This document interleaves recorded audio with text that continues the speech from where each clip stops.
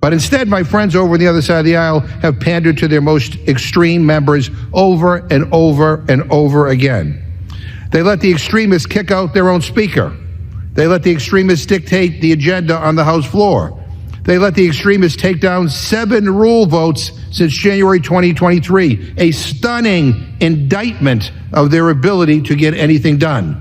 And speaking of indictments, Republicans are skipping their real jobs to take day trips up to New York to try to undermine Donald Trump's criminal trial. No time to work with Democrats, but plenty of time to put on weird matching cult uniforms and stand behind President Trump with their bright red ties and like pathetic props. Maybe they want to distract from the fact that their candidate for president has been indicted more times than he's been elected. Maybe they don't want to talk about the fact that the leader of their party is on trial for covering up hush money payments to a porn star for political gain, not to mention 3 other criminal felony prosecutions he's facing. Now, I understand why my Republican friends want to distract from Donald Trump. They don't want to talk about how Trump had the worst jobs record since the Great Depression, how he sold out our allies and empowered our adversaries. So they bring silly things like this to the floor to deflect blame and distract from the fact that they have no real vision, just division, and no real plans to make life better for the American people. And with that, I reserve my time. The chair would like to remind members to refrain from engaging in personalities towards presumed nominees for the office of the president. The gentleman from Massachusetts reserves. The gentlewoman from Massachusetts is recognized. Yeah, Mr. Speaker, a few moments ago, I was admonished for stating the simple fact that the former president was indicted by a grand jury and is on trial in a court of law. That's not my opinion. It's just the truth. So I have a parliamentary inquiry, Mr. Speaker. The gentleman will state his inquiry.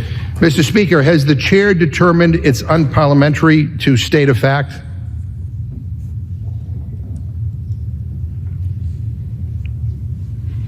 The chair is not in a position to determine the veracity of remarks made on the floor.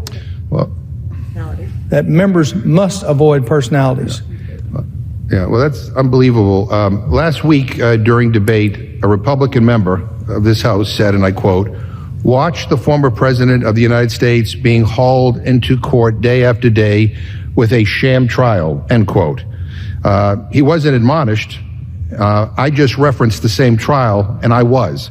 We have a presumptive nominee for president facing 88 felony counts, and we're being prevented from even acknowledging it. These are not alternative facts. These are real facts. A candidate for president of the United States is on trial for sending a hush money payment to a porn star to avoid a sex scandal during his 2016 campaign, and then fraudulently disguising those payments in violation of the law. He's also charged with conspiring to overturn the election. He's also charged with stealing classified information, and a jury has already found him liable for rape in a civil court. And yet, in this Republican-controlled House, it's okay to talk about the trial, but you have to call it a sham. We take down his words. It's okay to say the jury is rigged. Mr. Speaker, I demand that his words be taken down. It's okay to say the court is corrupt. Gentleman will suspend. But not Trump is corrupting the rule of law. The Speaker made it clear that actual party nominees is not a prerequisite for treatments under the presided as though they are nominees. I messed that one up, I'm sorry. The chair has abolished members on the basis of numerous occasions and as recently as early today. This standard entails the application of the restrictions against the personalities to refer to a candidate under the rules of decorum in debate. Therefore, although remarks in debate may include criticism of such candidate's official position as a candidate, it is a breach of order to refer as the candidate in terms personally offensive, whether by actually accusing or by merely insulting.